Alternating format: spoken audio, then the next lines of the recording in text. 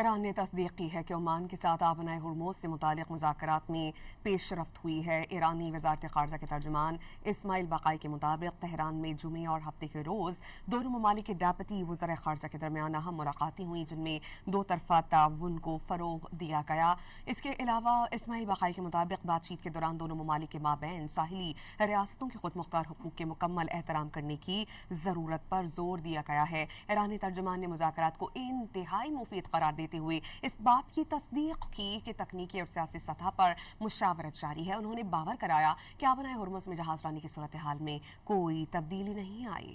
ایران نے تصدیق کی ہے کہ عمان کے ساتھ آبنائے ہرموز سے متعلق مذاکرات میں پیش رفت ہوئی ہے۔ ایرانی وزارت خارجہ کے ترجمان اسماعیل باقائی کے مطابق تہران میں جمعے اور ہفتے کے روز دونوں ممالک کے ڈیپٹی وزراء خارجہ کے درمیان اہم ملاقاتیں ہوئیں، جن میں دو طرفہ تعاون کو فروغ دیا گیا۔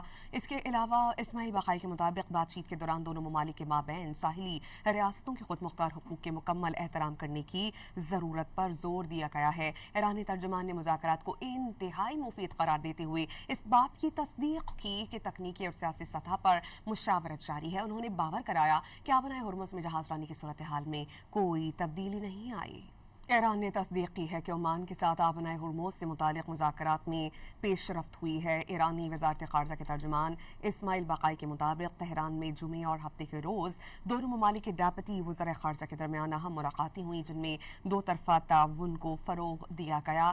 اس کے علاوہ اسماعیل باقائی کے مطابق بات چیت کے دوران دونوں ممالک کے مابین ساحلی ریاستوں کے خود مختار حقوق کے مکمل احترام کرنے کی ضرورت پر زور دیا گیا ہے۔ ایرانی ترجمان نے مذاکرات کو انتہائی مفید قرار دیتے ہوئے اس بات کی تصدیق کی کہ تکنیکی اور سیاسی سطح پر مشاورت جاری ہے۔ انہوں نے باور کرایا کہ آبنائے ہرمز میں جہاز رانی کی صورتحال میں کوئی تبدیلی نہیں آئی۔